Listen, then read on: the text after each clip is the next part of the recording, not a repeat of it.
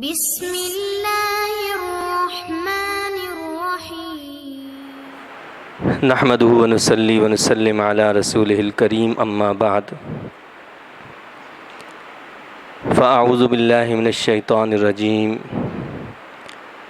بسم اللہ الرحمن الرحیم الحمدللہ۔ یہ درس قرآن کی نشست نمبر 71 ہے، 71۔ اس سے پہلے سورہ نساء کی آیت نمبر 57 تک درس دیا جا چکا ہے۔ آج انشاءاللہ تعالی سورۃ النساء کی آیت نمبر 58 سے درس کی ابتدا کی جائے گی۔ یہ سورہ نساء کا 8واں رکوع ہے۔ اس میں اللہ رب العزت کا ارشاد پاک ہے، اعوذ باللہ من الشیطان الرجیم، بسم اللہ الرحمن الرحیم۔ ان اللہ یأمرکم ان تؤدوا الامانات الى اہلها وَإِذَا حَكَمْتُمْ بَيْنَ النَّاسِ أَن تَحْكُمُوا بِالْعَدْلِ إِنَّ اللَّهَ نِعِمَّ مَا يَعِظُكُمْ بِهِ إِنَّ اللَّهَ كَانَ سَمِيعًا بَصِيرًا۔ بے شک اللہ تعالیٰ حکم فرماتا ہے تمہیں کہ ان کے سپرد کرو امانتوں کو جو ان کے اہل ہیں۔ یہ آیت مقدسہ جو ہے بڑی اہمیت کی حامل ہے، اور اسلام کا تمام نظام گویا ایک طرح سے اس کے اندر بیان کیا گیا ہے۔ یہ پوری ایک اساس ہے دین کی۔ اللہ نے حکم دیا ہے کہ امانتوں کو ان کے جو اہل ہیں ان کے حوالے کیا جائے، اور یہاں لفظ بھی استعمال کیا گیا امانات، یعنی جمع کا لفظ استعمال کیا، صرف امانت استعمال نہیں کیا۔ مطلب یہ ہے کہ امانت صرف وہ نہیں جسے عام طور پر ہم سمجھتے ہیں کہ کسی نے کوئی مال دے دیا، کوئی پیسہ دے دیا، کوئی چیز دے دی امانت کے طور پر، اور ہم نے پھر اس کو ویسے ہی لٹا دیا۔ نہیں، بلکہ امانت جو ہے وہ بہت ہی وسیع ہے۔ دین اسلام کے اندر امانت کا جو مفہوم ہے وہ بہت وسیع ہے۔ حقوق اللہ بھی امانت ہیں اور حقوق العباد بھی امانت ہے۔ اللہ کی اطاعت اور فرمانبرداری، یہ نماز پڑھنا، روزہ رکھنا، حج کرنا، زکوٰۃ دینا، یہ ساری چیزیں امانتیں ہیں۔ ان کو صحیح ادا کرنا، اس امانت کو پورا کرنا ہے، اور ان کو اگر ہم صحیح ادا نہیں کرتے تو اس کا مطلب یہ ہے کہ ان امانتوں میں خیانت کرنا ہے۔ اسی طرح حقوق العباد ہیں، تو حقوق العباد بھی امانت ہیں۔ اگر ہم ان کو ادا نہیں کرتے تو اس کا مطلب یہ ہے کہ ہم اس میں خیانت کرتے ہیں۔ اسلام کا ہر حکم اور مسلمان کی ہر چیز اس کے پاس اللہ کی امانت ہے۔ یہ جو ہماری سانس چل رہی ہے یہ بھی ایک امانت ہے۔ ہماری زبان سے نکلنے والا جو قول ہے، جو بات ہے، وہ بھی ایک امانت ہے، اور ہمارے عمل سے سرزد ہونے والا جو فعل ہے وہ بھی امانت ہے۔ غرض یہ کہ ہمارے پاس جو کچھ بھی ہے وہ سب اللہ کی امانت ہے۔ اگر کوئی شخص بیمار ہو جاتا ہے تو اس کا علاج کروانا چاہیے، کیونکہ اس بیماری کا علاج کرانا اس امانت کا جو اللہ نے اس کو دی ہے اس کا خیال رکھنا ہے، اور اگر ہم اس کا خیال نہیں رکھتے تو اس کا مطلب ہے اس امانت میں خیانت کر رہے ہیں۔ تو یہ سب اللہ نے جو کچھ ہمیں دیا ہے یہ سب اللہ کی امانتیں ہیں، اور اللہ کے رسول صلی اللہ علیہ وسلم کا ارشاد پاک ہے، حدیث پاک کا مفہوم ہے کہ سب سے پہلے جو چیزیں اٹھائی جانے والی ہیں اس امت میں سے، جو چیزیں سب سے پہلے اٹھائی جائیں گی وہ دو چیزیں ہیں۔ ایک تو فرمایا حیا ہے، اور دوسری چیز جو ہے وہ امانت ہے۔ سب سے پہلے ان دو چیزوں کو اٹھا لیا جائے گا۔ آج آپ دیکھیں کہ حیا نام کی چیز ہمارے پاس کہیں ہے؟ ڈھونڈنے بھی سے آپ کو نہیں ملے گی کہ حیا آج ہمارے پاس ہو، جب کہ یہ حیا مسلمان کا زیور ہے۔ تو فرمایا کہ سب سے پہلے اس امت سے جو چیز اٹھنے والی ہے وہ حیا ہے، تو آج حیا نہیں ہے، بے حیائی ہے۔ اور دوسری سب سے چیز پہلے جو اٹھنے والی ہے وہ امانت ہے۔ آج ہمارے پاس امانت بھی نہیں ہے، خیانت ہی خیانت ہے۔ آپ دیکھیے، غور کیجئے کہ یہ جو ہم ذخیرہ اندوزی کرتے ہیں یہ امانت میں خیانت ہے۔ ذخیرہ اندوزی کرنا کیا ہے؟ امانت میں خیانت ہے۔ اللہ نے جو چیز، جو نعمت آپ کو دی ہے اس کو صحیح استعمال کرو، ہم نے اس کو صحیح استعمال کرنے کے بجائے اس کو ذخیرہ کیا تاکہ لوگوں سے ہم زیادہ فائدہ حاصل کر سکیں۔ تو ذخیرہ اندوزی کرنا امانت میں خیانت کرنا ہے۔ اسی طرح بلیک مارکیٹنگ، یہ امانت میں خیانت ہے۔ نقلی دوائیں بنا کر بیچنا، لوگوں کی جانوں سے کھیلنا، یہ کیا ہے؟ حقوق العباد پر ڈاکہ ڈالنا ہے، یہ بھی امانت میں خیانت ہے۔ ملاوٹ کرنا، آپ دیکھیں ہمارے پاس کوئی خالص چیز نہیں ملے گی، نہ دودھ خالص ملے گا، نہ گھی خالص ملے گا، نہ چینی خالص ملے گی، نہ آٹا ملے گا۔ غرض یہ کہ جو چیزیں صبح شام ہم استعمال کرتے ہیں وہ بھی خالص نہیں ملتی ہمیں، ان میں بھی ملاوٹ ہوتی ہے۔ تو یہ امانت میں خیانت ہے۔ یہ کیا ہے؟ یہ امانت میں خیانت کرنا ہے۔ اسی طرح ٹیکس چوری کر لینا، ہم پر ٹیکس عائد ہوتا ہے اور ہم ٹیکس ادا نہ کریں، یہ بھی امانت میں خیانت ہے۔ اسمگلنگ کرنا، کسٹم سے بچ جائیں، تو یہ خیانت ہے، یہ بھی خیانت ہے، اور یہ بھی اس آیت کے حکم میں شامل ہے۔ سودی کاروبار کرنا، اللہ نے اس سے منع کیا ہے، ہم اگر وہی کاروبار کرتے ہیں تو یہ کیا ہے؟ یہ بھی خیانت کرنا ہے۔ ہیروئن، چرس اور دیگر نشہ آور اشیاء کو بیچنا، مضر صحت اشیاء کو فروخت کرنا، یہ سب چیزیں خیانت میں شامل ہوتی ہیں۔ ہر وہ چیز استعمال کرنا جس سے ہماری ذات کو نقصان ہوتا ہو، وہ اپنی ذات کے ساتھ خیانت ہے۔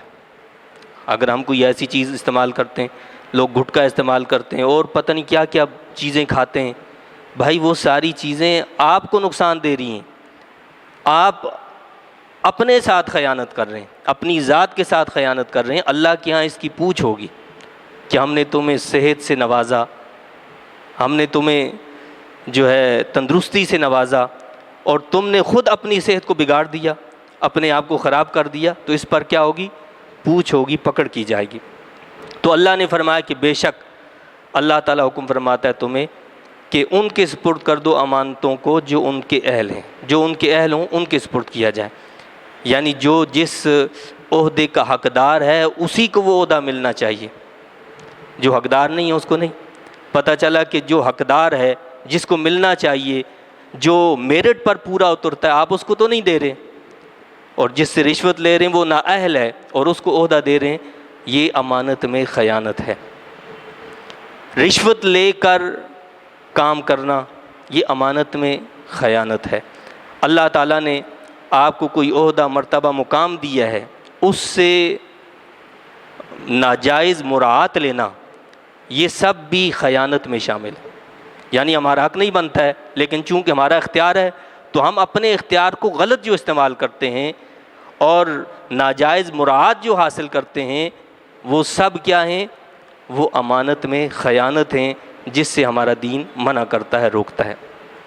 آگے اللہ نے جو بات فرمایا کہ اور جب بھی فیصلہ کرو لوگوں کے درمیان، وَإِذَا حَكَمْتُمْ بَيْنَ النَّاسِ، جب بھی فیصلہ کرو لوگوں کے درمیان، بین المسلمین نہیں کہا کہ مسلمانوں کے درمیان، بین الناس، لوگوں کے درمیان، یہ بھی نہیں فرمایا کہ ایمان والوں کے درمیان جب فیصلہ کرو، بلکہ اللہ نے فرمایا کہ جب بھی فیصلہ کرو لوگوں کے درمیان، یعنی انصاف جو ہے وہ سب کے لیے ہے، تو کیا کرو؟ ان تحکموا بالعدل، تو فیصلہ کرو انصاف سے۔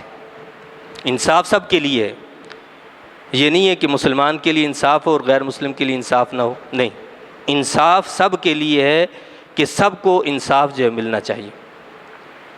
اب انصاف کیا ہے؟ کیا انصاف یہ ہے کہ شہید ممتاز قادری رحمۃ اللہ علیہ کا معاملہ آئے تو وہاں ہمیں انصاف یاد آ جائے، اور ملعونہ آسیہ جس کو انہی عدالتوں نے، ہماری عدالتوں نے پھانسی کی سزا سنا رکھی ہے، وہاں ہمیں انصاف یاد نہیں آتا۔ غریب کی بات آ جائے تو وہاں ہم انصاف کرتے ہیں، اور امیر کا معاملہ ہو تو وہاں انصاف نام کی کوئی چیز نہیں۔ سول حکمرانوں کا معاملہ ہو تو وہاں انصاف یاد آ جاتا ہمیں، اور فوجی ڈکٹیٹروں کا معاملہ ہو تو وہاں انصاف نام کی کوئی چیز نہیں ہے۔ اگر پاکستانی لوگوں کا معاملہ ہو تو انصاف یاد آتا ہے، اور امریکی قاتل ہمارے ملک کے اندر قتل کر کے ہم خود ان کو اڑا کر لے جائیں تو وہاں انصاف نام کی کوئی چیز نہیں۔ یہ انصاف نہیں ہے، انصاف اس کو نہیں کہا جاتا۔ عدالتیں بھی ہماری وہی ہیں، ججز بھی ہمارے وہی ہیں، سب یہی لوگ ہیں، یہی چہرے ہیں، لیکن بہرحال جو کچھ یہ کر رہے ہیں، جو اسلام ہمیں بتا رہا ہے، جو طریقہ عدل و انصاف کا رسول اللہ صلی اللہ علیہ وسلم نے ہمیں دیا ہے، بہرحال یہ وہ طریقہ نہیں۔ ہاں، وہ طریقہ کیسا ہے؟ آپ نے بارہا یہ واقعہ سنا ہوگا۔ قاضی شریح رضی اللہ تعالیٰ عنہ مشہور انصاف کرنے والے قاضی تھے، ان کی عدالت میں مقدمہ جاتا ہے امیر المؤمنین حضرت علی کرم اللہ وجہہ کا۔ امیر المؤمنین ہیں، وقت کے حاکم ہیں، اور مقدمہ لے کر جاتے ہیں عدالت کے اندر۔ مقدمہ ایک یہودی کے خلاف ہے، اس کے پاس آپ کی زرہ تھی، اس کو کہا کہ بھائی یہ میری ہے، مجھے دے دو، تو اس نے انکار کر دیا۔ آپ عدالت میں پہنچے، اس کے اوپر مقدمہ کر دیا۔ قاضی صاحب نے امیر المومنین کو بھی بلایا اور اس یہودی کو بھی بلا لیا، تو چونکہ مقدمہ کرنے والے حضرت علی کرم اللہ وجہ تھے، تو جو مقدمہ کرنے والا ہے، مدعی ہے، اس سے گواہ طلب کیے جاتے ہیں، اس سے کہا جاتا ہے کہ بھائی گواہ لاؤ، اور وہ گواہ نہیں لا سکے گا تو وہ مقدمہ ہار جائے گا۔ تو حضرت علی کرم اللہ وجہ نے فرمایا کہ اس کے گواہ میرے 2 بیٹے ہیں۔ تو قاضی نے حکم صادر کیا کہ امیر المؤمنین، چونکہ آپ نے یہ بتایا کہ آپ کی اس چیز پر گواہ آپ کے 2 بیٹے ہیں، اور اسلام یہ کہتا ہے کہ باپ کے حق میں اس کے بیٹوں کی گواہی قابل قبول نہیں ہے۔ اسلام کیا کہتا ہے؟ کہ باپ کے حق میں بیٹوں کی گواہی قابل قبول نہیں، لہٰذا یہ فیصلہ یہودی کے حق میں دیا جاتا ہے۔ فیصلہ یہودی کے حق میں ہو گیا تو وہ یہودی فوراً مسلمان ہو گیا، اسلام قبول کر لیا اس نے۔ حضرت علی رضی اللہ تعالیٰ عنہ کو بھی اس سے کوئی تفتیش، ان کو آپ کو جو ہے تشویش نہیں ہوئی، آپ کو کوئی غصہ نہیں آیا، بلکہ آپ اتنا خوش ہوئے کہ وہ زرہ بھی اس کو دے دی تحفتاً، اور ایک گھوڑا بھی، قیمتی گھوڑا بھی اس کو تحفتاً پیش کر دیا جب وہ اسلام قبول اس نے کر لیا۔ چونکہ وہ مسلمان ہو گیا، اس نے دیکھا کہ یہ انصاف ہے کہ امیر المومنین کو یہ کہہ کر ان کی مقدمے کو جو ہے نااہل کر دیا، اور اس کو جو ہے کہا کہ یہ اصول پر پورا نہیں اترتا، اور ان کو وہ ہار گیا اور میں جیت گیا، جب کہ وہ جانتا تھا کہ یہ زرہ میری نہیں، یہ حضرت علی رضی اللہ تعالیٰ عنہ ہی کی زرہ ہے۔ تو یہ تھا انصاف، جو خود بولتا ہے اور جو نظر آتا ہے، جس کا اثر جو ہوتا ہے وہ دنیا دیکھتی ہے۔ دنیا جو ہے وہ آنکھیں رکھتی ہے، کان بھی رکھتی ہے، عقل اور شعور بھی رکھتی ہے، سب لوگ اندھے نہیں ہوا کرتے۔ تو کیا ہوا کہ اس شخص نے اسلام قبول کیا، کس بنا پر؟ اسلام کا عادلانہ نظام دیکھ کر۔ اگر وہی عادلانہ نظام آج بھی ہمارے پاس آ جائے تو دنیا کیوں ہماری طرف نہیں آئے گی؟ لیکن چونکہ ہمارے پاس انصاف اور عدل نام کی کوئی چیز نہیں ہے، اس لیے اسلام کو تو لوگ پسند کرتے ہیں لیکن مسلمانوں سے دور بھاگتے ہیں۔ اللہ تعالیٰ ہمیں صحیح معنوں میں سچا اور پکا مسلمان بنائے۔ آگے اللہ نے فرمایا کہ بے شک اللہ تعالیٰ بہت ہی اچھی بات کی نصیحت کرتا ہے تمہیں، بے شک اللہ تعالیٰ سب کچھ سننے والا، ان اللہ کان سمیعا بصیرا، سننے والا اور ہر چیز دیکھنے والا ہے۔ اس میں کیا اللہ نے یہ الفاظ کیوں استعمال کیے؟ سمیعا بصیرا، وہ سنتا بھی ہے، وہ دیکھتا بھی ہے۔ تم امانت صحیح ادا کر رہے ہو، وہ دیکھ رہا ہے۔ تم فیصلے کی صحیح سماعت کر رہے ہو، وہ یہ بھی صحیح سن رہا ہے۔ یعنی اس کا مطلب یہ ہے کہ جو قاضی ہو، جو فیصلہ کرنے والا ہو، اسے فیصلے کو سننا بھی اچھی طرح چاہیے، اور اس کو دیکھنا بھی اچھی طرح چاہیے۔ قاضی کے پاس بصیرت بھی ہو اور بصارت بھی ہو، وہ زمینی حقائق کو بھی دیکھے، وہ حالات پر بھی گہری نظر رکھتا ہو، پھر فیصلہ سنائے۔ دراصل قاضی وہ ہوا کرتا ہے جو بصیرت اور بصارت دونوں سے نوازا جاتا ہے۔ صرف بصارت سے کام نہیں چلتا، ہم صرف بصارت پر سارے کام کرتے ہیں، نہیں، اس کے پاس بصیرت بھی ہونی چاہیے، اس کے پاس بصارت بھی ہونی چاہیے، تب ان کے فیصلے اثر کیا کرتے ہیں۔ آگے اللہ نے فرمایا کہ یا ایھا الذین آمنوا اطیعوا اللہ واطیعوا الرسول واولی الامر منکم فإن تنازعتم فی شیء فردوه الی اللہ والرسول ان کنتم تؤمنون باللہ والیوم الآخر ذلک خیر واحسن تأویلا۔ اب اللہ نے وہ معیار بتایا ہے کہ آخر اس عدل و انصاف کو، اس امانت اور خیانت کو تولا کیسے جائے، اس کا میزان کیا ہو، کیسے پتہ چلے ہمیں کہ عدل انصاف کیا ہے اور امانت اور خیانت کیا ہے، اس کا کیسے پتہ چلے گا؟ اس کا میزان اللہ نے یہ بتایا، اے ایمان والو اطاعت کرو اللہ تعالیٰ کی اور اطاعت کرو اپنے ذیشان رسول کی۔ اطیعوا اللہ واطیعوا الرسول، اس کو اس میزان پر تولو، قرآن اور سنت رسول اللہ صلی اللہ علیہ وسلم کے میزان پر تولو۔ اگر اس میزان پر پورا اترتا ہے تو اس بات کو مان لو، اس معیار پر جو پورا نہ اترتا ہو تو اس کو عدل و انصاف نہیں کہا جائے گا، اسے امانت نہیں قرار دیا جائے گا، وہ خیانت ہوگی۔ تو کیا فرمایا، اے ایمان والو اطاعت کرو اللہ تعالیٰ کی اور اطاعت کرو اپنے ذیشان رسول صلی اللہ علیہ وسلم کی، اور حاکموں کی جو تم میں سے ہیں، وَأُولُو الْأَمْرِ مِنْكُمْ۔ یہاں اللہ تعالیٰ نے اطیعوا کے الفاظ استعمال نہیں کی ہے، آپ دوبارہ غور سے سنیں آیت کو۔ اللہ کیا فرماتا ہے، یا ایھا الذین آمنوا اطیعوا اللہ واطیعوا الرسول وَأُولِي الْأَمْرِ مِنْكُمْ۔ جہاں اللہ کی بات ہے، جہاں رسول اللہ صلی اللہ علیہ وسلم کی بات ہے، وہاں اللہ نے فرمایا اطیعوا اللہ، اطاعت کرو اللہ کی، واطیعوا الرسول، اطاعت کرو رسول صلی اللہ علیہ وسلم کی۔ لیکن آگے اللہ نے وَأَطِيعُوا أُولِي الْأَمْرِ نہیں فرمایا، بلکہ کیا فرمایا، وَأُولِي الْأَمْرِ مِنْكُمْ، اور جو تم میں سے حاکم ہیں ان کی اطاعت کرو۔ کیا مطلب؟ مطلب یہ ہے کہ جب اللہ اور اس کی رسول صلی اللہ علیہ وسلم کے طریقے، آپ کے لائے ہوئے نظام کے مطابق ان کا فیصلہ ہو تو اس کو قبول کرو، ان کی اطاعت کرو۔ پھر اس کے لیے معیار کیا بتا دیا، ان کی اطاعت کب ہوگی کہ جب کیا ہو، اطیعوا اللہ واطیعوا الرسول پر وہ پورا اترتے ہوں، تو پھر ان کی بات کو مانا جائے گا، تسلیم کیا جائے گا، ان کی فرمانبرداری کی جائے گی۔ لیکن جب اس میزان پر ان کا فیصلہ پورا نہ اترتا ہو تو پھر ان کی بات کو نہیں مانا جائے گا۔ تو اولی الامر میں جہاں حکام وقت آتے ہیں وہاں علماء، محدثین، فقہا بھی آتے ہیں، مفتیان کرام جو فتویٰ دیتے ہیں وہ بھی اسی میں شامل ہیں۔ اگر ان کا فتویٰ قرآن اور حدیث پر پورا نہیں اترتا، ان کے فتوے کو نہیں مانا جائے گا، ان کی بات کو تسلیم نہیں کیا جائے گا، کیونکہ اس کے لیے معیار کیا ہے، قرآن اور حدیث۔ قرآن اور حدیث کے بعد پھر جو ہے اجماع ہے، اس اولی الامر میں اجماع بھی شامل ہے، یعنی اجماع امت کے تمام علماء کا کسی مسئلے پر اتفاق ہو۔ اور پھر اگلی بات اللہ نے فرمائی کہ پھر اگر جھگڑنے لگو تم کسی چیز میں تو لوٹا دو اسے اللہ اور اپنے رسول صلی اللہ علیہ وسلم کے فرمان کی طرف۔ یہ آ جاتا ہے قیاس، یعنی جو دین کے اندر بنیادی دلائل جن چیزوں سے دیے جاتے ہیں ان میں سب سے پہلے قرآن ہے، دوسری چیز حدیث ہے، تیسری چیز اجماع ہے، اور چوتھی چیز جو ہے وہ ہے قیاس۔ قیاس کیا ہے؟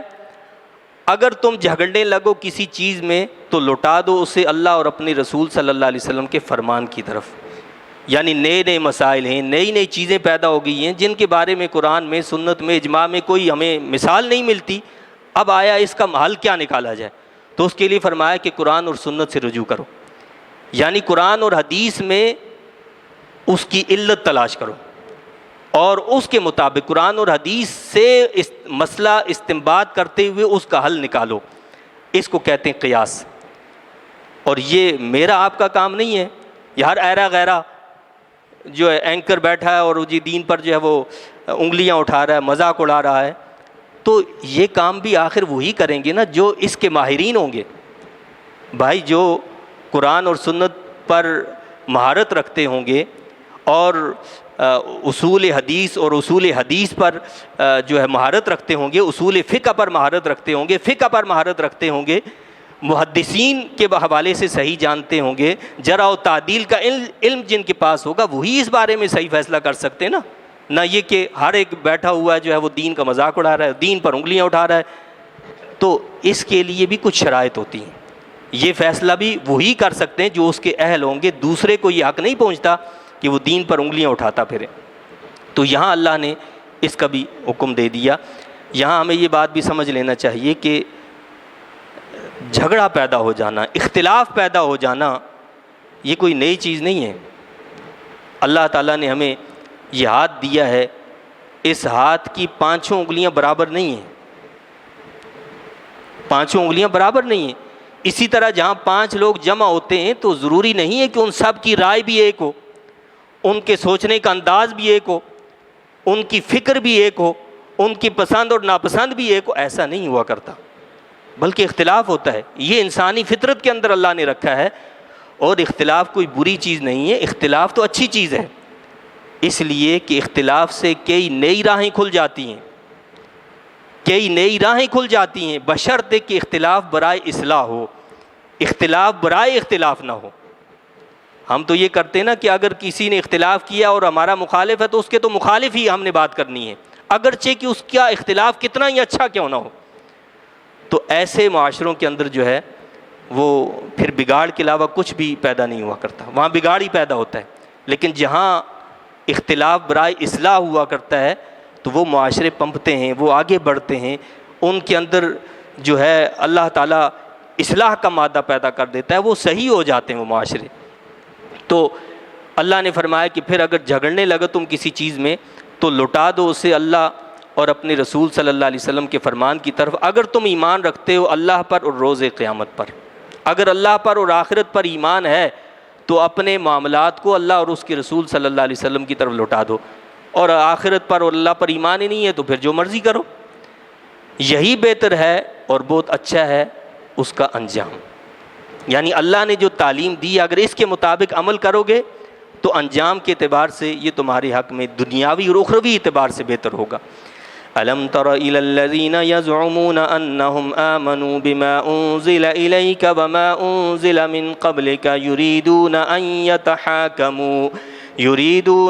يَتَحَاكَمُوا إِلَى الطَّاغُوتِ وَقَدْ أُمِرُوا أَن يَكْفُرُوا بِهِ وَيُرِيدُ الشَّيْطَانُ أَن يُضِلَّهُمْ ضَلَالًا بَعِيدًا۔ کیا نہیں دیکھا آپ نے ان کی طرف جو دعوت کرتے ہیں کہ وہ ایمان لائے ہیں اس کتاب کے ساتھ جو اتاری گئی آپ کی طرف اور جو اتارا گیا آپ سے پہلے۔ اب یہاں منافقین کی علامت بتائیے، جن کے دل کے اندر نفاق ہوتا ہے، بظاہر وہ کہتے ہیں ہم مسلمان ہیں۔ ایک ایسا ہی معاملہ ہوا کہ ایک منافق اور ایک یہودی کے درمیان کوئی جھگڑا ہو گیا۔ منافق نے کہا کہ جی ہم کعب بن اشرف یہودیوں کا بڑا عالم تھا، کہنے لگا کہ ہم فیصلہ اس کے پاس لے کر جائیں گے، حالانکہ وہ اپنے آپ کو مسلمان کہتا تھا۔ یہودی کہنے لگا کہ نہیں، یہ فیصلہ محمد رسول اللہ صلی اللہ علیہ وسلم کے پاس جائے گا۔ تو بالآخر اس منافق کو رسول اللہ صلی اللہ علیہ وسلم کی بارگاہ میں آنا پڑا۔ تو جب وہاں فیصلہ رسول اللہ صلی اللہ علیہ وسلم نے سنا تو چونکہ یہودی حق پر تھا لہٰذا اللہ کے رسول صلی اللہ علیہ وسلم نے یہودی کے حق میں فیصلہ کر دیا، اور وہ جو اپنے آپ کو مسلمان کہتا تھا منافق تھا حقیقت میں، تو وہ اس فیصلے سے راضی نہیں ہو، وہاں تو راضی ہو گیا، مطلب ٹھیک ہے، خاموش ہو گیا، باہر نکلا کہنے لگا نہیں جی میں اس بات کو نہیں مانتا ہوں، یہ فیصلہ صحیح نہیں ہوا۔ تو کہا کہ پھر کہاں جائیں؟ تو کہنے لگا کہ صدیق اکبر رضی اللہ عنہ کے پاس جاتے ہیں۔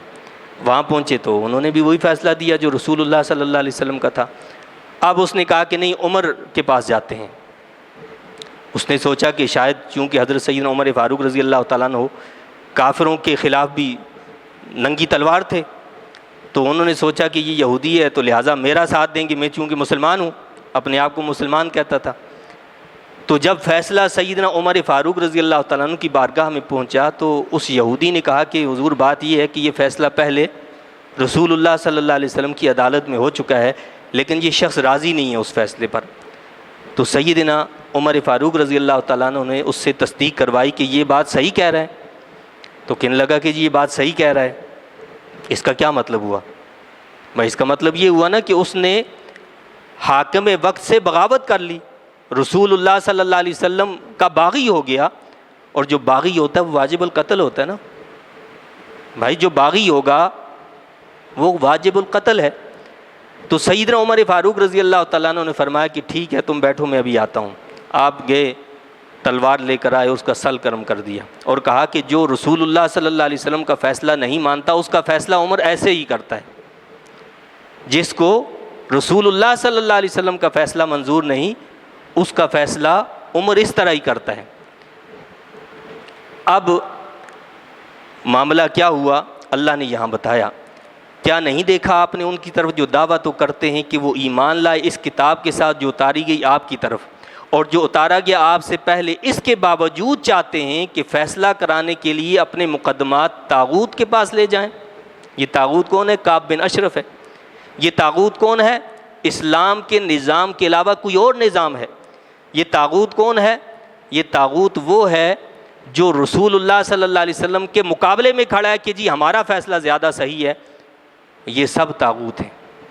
تو کیا فرمایا کہ دعویٰ تو یہ ہے کہ ہم آپ پر بھی ایمان رکھتے ہیں، آپ سے پہلی کتابوں پر بھی ایمان رکھتے ہیں، لیکن جہاں فیصلے کی بات آتی ہے، جہاں نظام کی بات آتی ہے، تو وہاں کیا ہوتا ہے؟ وہاں فیصلے کرانے کے لیے طاغوت کے پاس جاتے ہیں، حالانکہ انہیں حکم دیا گیا تھا کہ انکار کریں طاغوت کا، یعنی ان کو حکم تھا کہ طاغوت کا انکار کریں، شیطان کا انکار کریں، ہر اس نظام کا انکار کریں جو نظام مصطفیٰ صلی اللہ علیہ وسلم کے خلاف ہو۔ وہ نظام نہیں ہے، نظام اصل میں وہ ہے جو رسول اللہ صلی اللہ علیہ وسلم نے دیا ہے، قانون اصل میں وہ ہے جو رسول اللہ صلی اللہ علیہ وسلم نے ہمیں عطا فرمایا ہے، اور چاہتا ہے شیطان کہ بہکا دے انہیں بہت دور تک۔ شیطان کا کام ہی یہ ہے لوگوں کو گمراہی میں ڈالنا۔ وَإِذَا قِيلَ لَهُمْ تَعَالَوْا إِلَى مَا أَنزَلَ اللَّهُ وَإِلَى الرَّسُولِ رَأَيْتَ الْمُنَافِقِينَ يَصُدُّونَ عَنْكَ صُدُودًا۔ اس آیت کی روشنی میں آپ اگر غور کریں، ہم اپنے دور کے اندر بھی دیکھ سکتے ہیں ایسے لوگوں کو کہ دعویٰ تو ان کا یہ ہوتا ہے جی ہم تو مسلمان ہیں، ہم تو اسلام پر ایمان رکھتے ہیں، ہم رسول اللہ صلی اللہ علیہ وسلم کو اپنا رسول مانتے ہیں، لیکن اس کا معیار اللہ نے اور اس کے رسول صلی اللہ علیہ وسلم نے ہمیں کیا دیا ہے؟ کیا ہے؟ اور جب کہا جائے انہیں کہ آؤ اس کتاب کی طرف جو اتاری اللہ نے، اور آؤ رسول پاک صلی اللہ علیہ وسلم کی طرف، کیا مطلب؟ ان کو کہا جاتا ہے آؤ نظام مصطفیٰ صلی اللہ علیہ وسلم نافذ کرتے ہیں، آؤ رسول اللہ صلی اللہ علیہ وسلم نے جو فرمایا اس کے مطابق اپنے فیصلے کرتے ہیں، تو کیا ہوتا ہے؟ آئیں بائیں شائیں کرنے لگتے ہیں۔ پھر کیا کرتے ہیں کہ نہیں جی وہ بس دراصل بات یہ ہے، دراصل بات وہ ہے۔ فرمایا کہ جب کہا جائے انہیں کہ آؤ اس کتاب کی طرف جو اتاری اللہ نے، اور آؤ رسول پاک صلی اللہ علیہ وسلم کی طرف، تو آپ دیکھیں گے منافقوں کو کہ منہ موڑ لیتے ہیں آپ سے روگردانی کرتے ہوئے۔ منافقت کی علامت وہ کیا کرتے ہیں؟ وہ نظام مصطفیٰ صلی اللہ علیہ وسلم سے منہ موڑ لیتے ہیں کہ نہیں ہم اس کے مطابق فیصلے نہیں کریں گے۔ فَكَيْفَ إِذَا أَصَابَتْهُمْ مُصِيبَةٌ بِمَا قَدَّمَتْ أَيْدِيهِمْ ثُمَّ جَاءُوكَ يَحْلِفُونَ بِاللَّهِ إِنْ أَرَدْنَا إِلَّا إِحْسَانًا وَتَوْفِيقًا۔ لیکن بعض اوقات ایسا ہوتا ہے کہ وہ کرتے تو اپنی منمانی ہیں، پھر پھنس جاتے ہیں۔ اب جب پھنس جاتے ہیں، معاملہ الٹ ہو جاتا ہے، تو اب کیا کیا جائے؟ اب انہوں نے اپنے معاملے کو بھی درست تو کرنا ہوتا ہے نا، لوگوں کے اندر ہماری بدنامی بھی نہ ہو، لوگ بھی ہم سے خوش رہیں، تو پھر کیا کرتے ہیں؟ پس کیا حال ہوتا ہے جب پہنچتی ہے انہیں مصیبت بوجہ ان کرتوتوں کے جو آگے بھیجے ہیں ان کے ہاتھوں نے، پھر حاضر ہوتے ہیں آپ کے پاس قسمیں اٹھاتے ہیں۔ پھر کیا ہوتا ہے؟ پھر تو آ کر قسمیں اٹھاتے ہیں کہ نہیں جی اللہ کی قسم، کہتے ہیں کہ اللہ، وہ قسمیں اٹھاتے ہیں اللہ کی، کہتے ہیں بخدا نہیں ارادہ کیا تھا ہم نے مگر بھلائی اور باہمی مصالحت کا۔ کہتے ہیں ہمارا تو مقصد یہ تھا کہ بس موافقت ہو جائے، یہ کوئی اور معاملہ بگاڑ نہ ہو جائے، ہم نے تو اس لیے کیا تھا، ہم تو مصالحت کے لیے کر رہے تھے، صلح پسندی کے لیے، اس میں مصلحت تھی، اس مصلحت کے تحت ہم ایسا کر رہے تھے۔ جب اس منافق کو قتل کر دیا گیا تو وہ آگے حضور نبی پاک صلی اللہ علیہ وسلم کی بارگاہ میں کہنے لگے کہ نہیں جی، اس نے تو جو کہا تھا کہ کعب بن اشرف کے پاس جانا، وہ تو صرف اس لیے تھا کہ یہ یہودی تھا، لہٰذا اس نے سوچا کہ چلو ان کے جو لیڈر ہے اس کے پاس جاتے ہیں تاکہ معاملہ وہ ہو جائے۔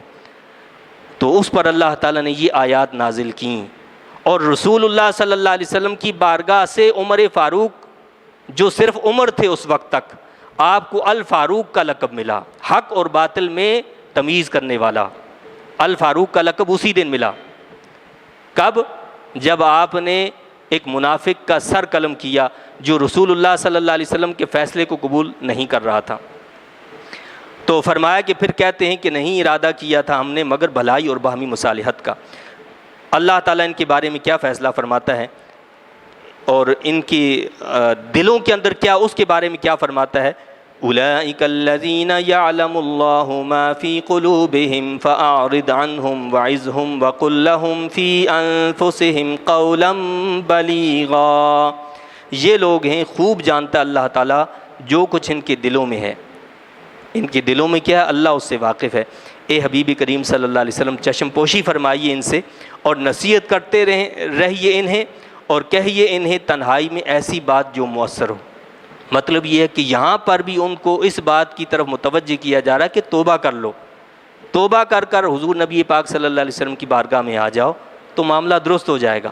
وَمَا أَرْسَلْنَا مِن رَّسُولٍ إِلَّا لِيُطَاعَ بِإِذْنِ اللَّهِ وَلَوْ أَنَّهُمْ إِذ ظَّلَمُوا أَنفُسَهُمْ جَاءُوكَ فَاسْتَغْفَرُوا اللَّهَ وَاسْتَغْفَرَ لَهُمُ الرَّسُولُ لَوَجَدُوا اللَّهَ تَوَّابًا رَّحِيمًا۔ اور نہیں بھیجا ہم نے کوئی رسول مگر اس لیے کہ اس کی اطاعت کی جائے اللہ کے اذن سے۔ یہاں اللہ نے اس بات کو واضح کر دیا۔ بعض لوگ یہ سمجھتے ہیں کہ رسول کا کام تو صرف پیغام پہنچا دینا بس، نہیں، اللہ نے کیا فرمایا یہ سنیں۔ اللہ کیا فرماتا ہے؟ وما ارسلنا من رسول الا لیطاع باذن اللہ۔ نہیں بھیجا ہم نے کوئی رسول مگر اس لیے کہ اس کی اطاعت کی جائے اللہ کے اذن سے۔ رسول کے آنے کا مقصد یہی کہ اس کی اطاعت کی جائے، اس کی فرمانبرداری کی جائے۔ اسی لیے ہم کہتے ہیں رسول کیا ہوتے ہیں؟ معصوم ہوتے ہیں۔ نبی معصوم عن الخطا ہوتے ہیں، ان سے غلطیاں نہیں ہوتی، ان سے گناہ سرزاد نہیں ہوتے۔ اگر ان سے بھی گناہ سرزاد ہوں، ان سے بھی غلطیاں ہوں تو پھر ان کی اطاعت کس چیز کی؟ پھر ان کی فرمانبرداری کیسے کی جائے؟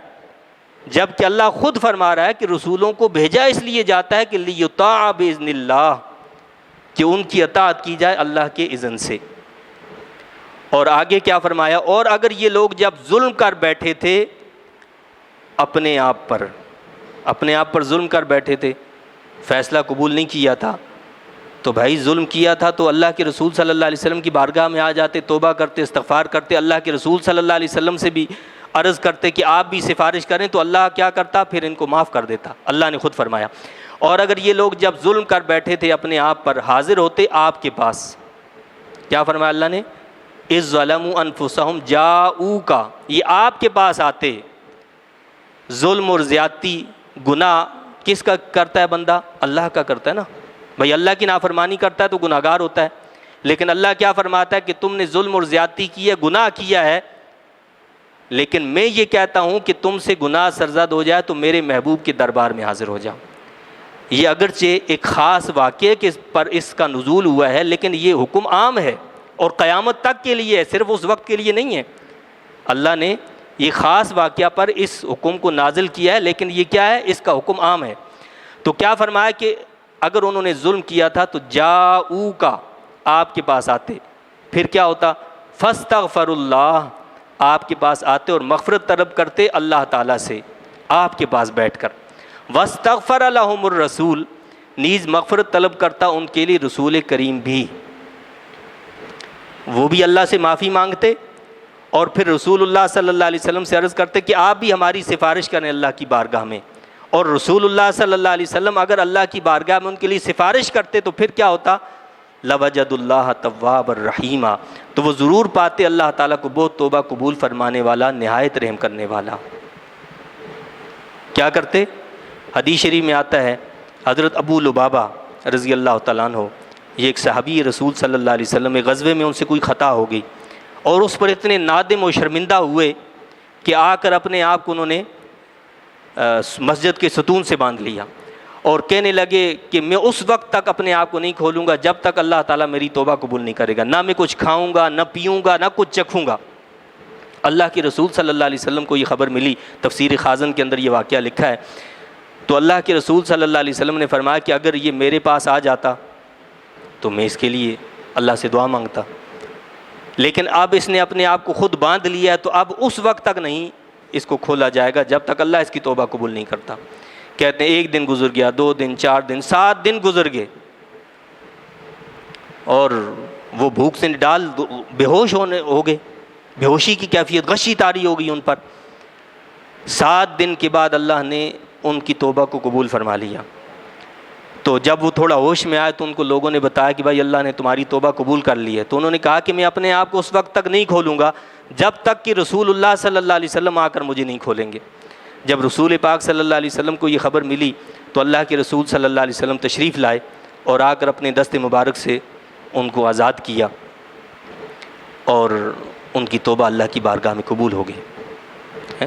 آپ اندازہ کریں کہ اللہ کے رسول صلی اللہ علیہ وسلم نے کیا فرمایا، اگر یہ میرے پاس آ جاتا میں اس کے لیے اللہ سے معافی مانگتا، لیکن اس نے اپنے آپ کو خود باندھ لیا ہے، لہٰذا جب تک اللہ توبہ قبول نہیں کرے گا اس کی، اب اس کو نہیں کھولا جائے گا۔